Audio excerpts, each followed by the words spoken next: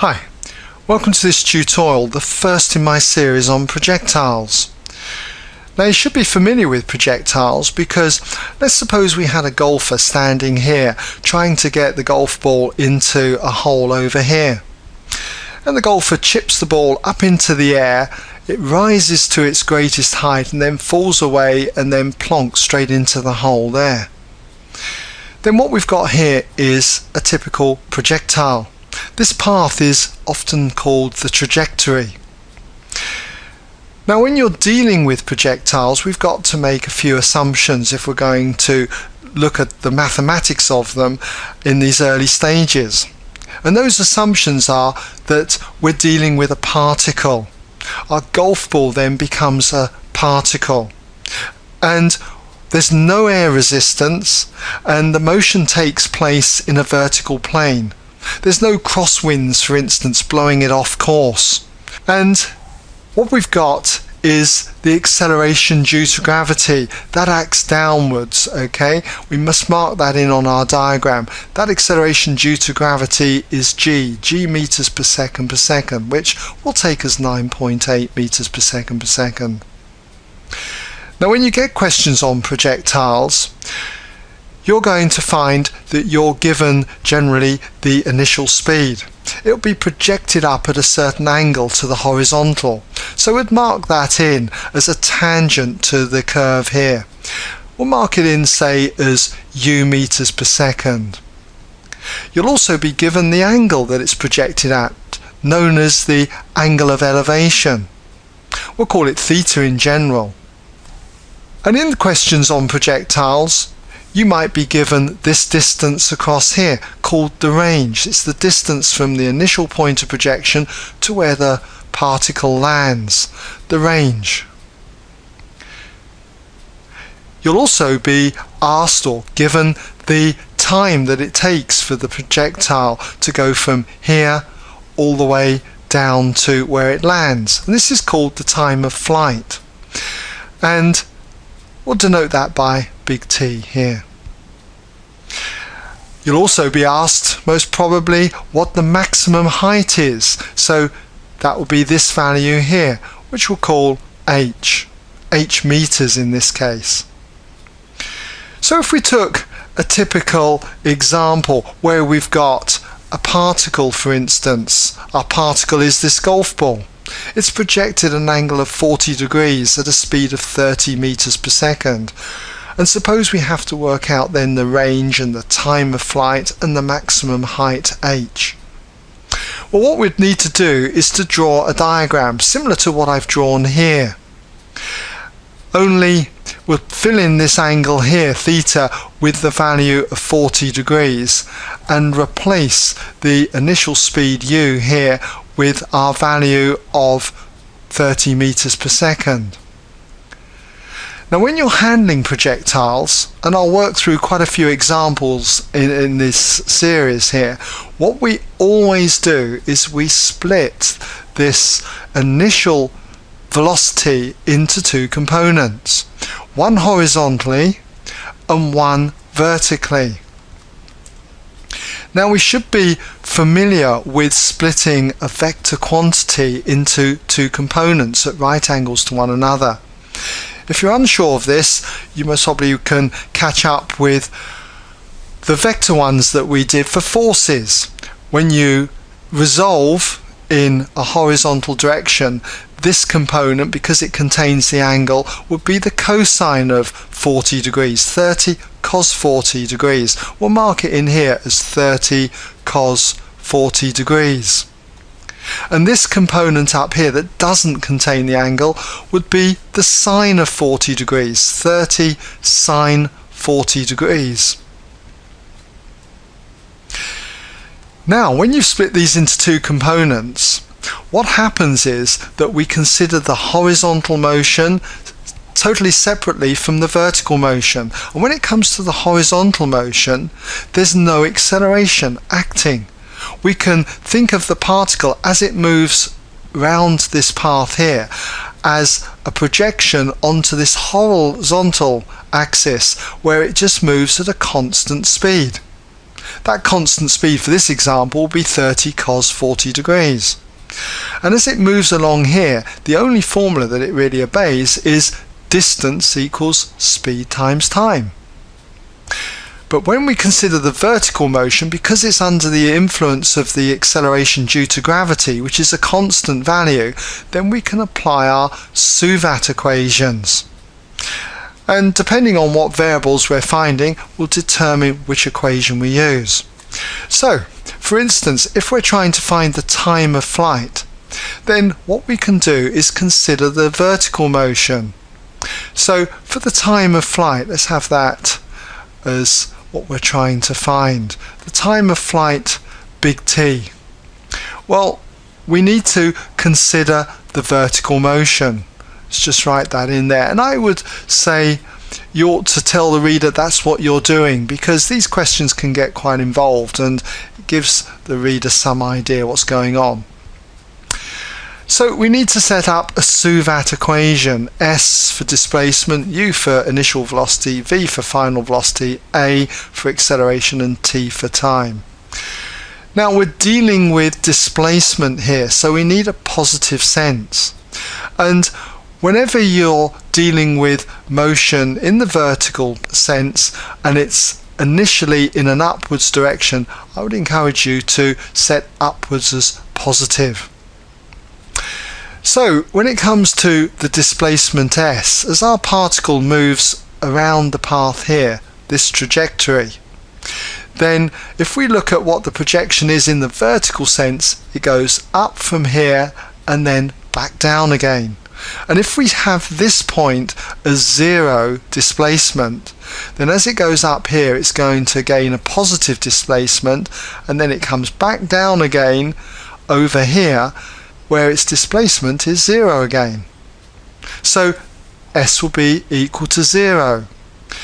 U, the initial velocity, is going to be upwards. It's going to have a magnitude of 30 sine 40 degrees, and it's in the positive sense, so 30 sine 40 degrees.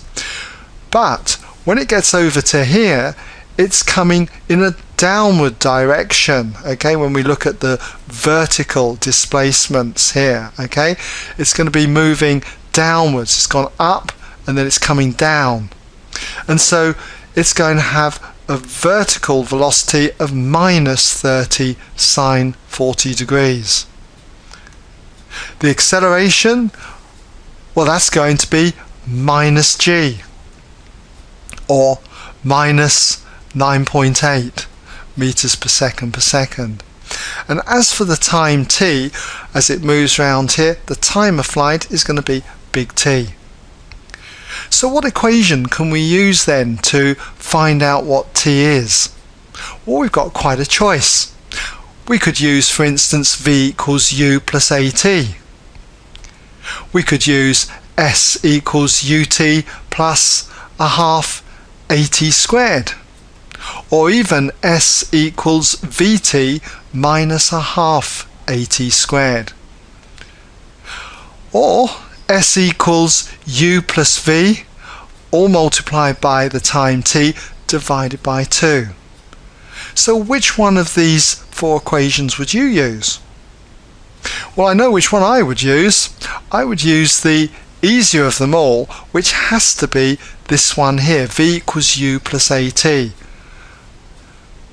I'd rearrange this for t, and so I'd have t equals v minus u all divided by a.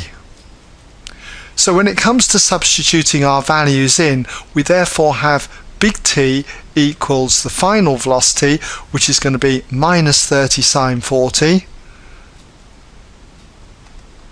degrees, and then minus u, so that's minus another 30 sine of 40 degrees, and that's all divided by the acceleration, which is minus g, or minus 9.8.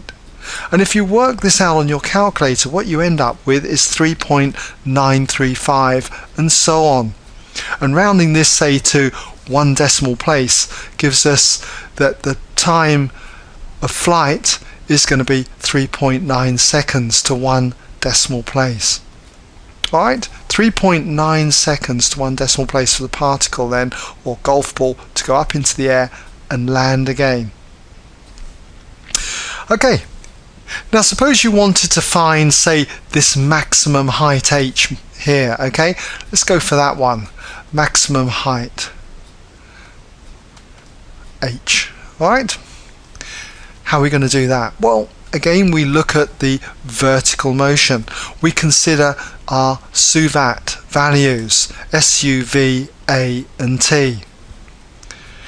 Now, we need to take a positive sense. So again, because motion is upwards, I'm going to take upwards as the positive sense. And let's fill in our values. What's S going to be? Well, we're going to look at this section of motion as it goes in the vertical sense up this path up to here. So from a vertical point of view, the particle is going to go up here and it's going to instantaneously come to rest at the top here before heading back down again. So if we're looking at this kind of half motion, if you like, S is going to equal h. U, the initial velocity, is upwards. That's going to be 30 sine of 40 degrees. And V, the final velocity, well, that's going to be 0. It comes to instantaneous rest. A is going to be minus g, or minus 9.8 meters per second. And T, well, T we don't really want, and well, we do kind of know it. It's going to be half of this value, only in this kind of problem because of the symmetry of the problem. In other problems, we won't necessarily have that symmetry, so I'm going to say that we don't really want to use this value. So what kind of formula would we use that connects these together? Well, it's clearly got to be v squared equals u squared plus 2as. The other formulas over here are not really going to be of much use because they involve the value of t. So I'm going to be using v squared equals u squared plus 2as. So if we substitute our values in, we've got 0 equals u squared, so that's going to be 30 sine of 40 degrees, and that's squared. And then plus 2as, so that's plus 2 multiplied by minus 9.8 multiplied by s, which is h. Now, I haven't got much room here, but I'm going to assume that you're going to rearrange this then for h. And if you work out what h is, that's going to be 30 sine 40 degrees all squared divided by 2 times 9.8. What you should get is 18.972 and so on. So if we did this, say, to 1 decimal place, you're going to get 19.0 meters to 1 dp. Now the other thing you could find is this range, the distance from the point of projection to where the particle lands.